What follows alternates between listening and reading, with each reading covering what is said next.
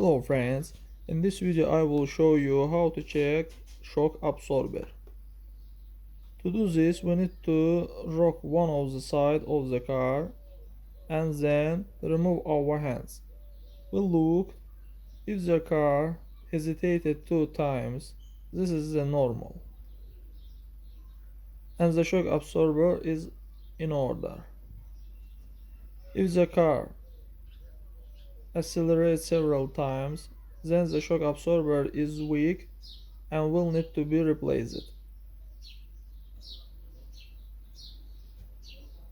Friends, but before starting the video, subscribe to our channel, put like, and don't forget to put a bell so as not miss new video on the channel.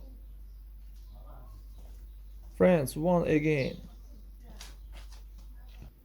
if the car hesitated 2 times, this is normal, and the shock absorber is in the order.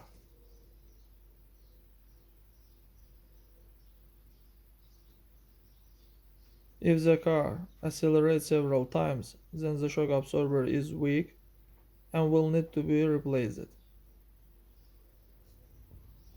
That's all guys, subscribe to our channel and put like.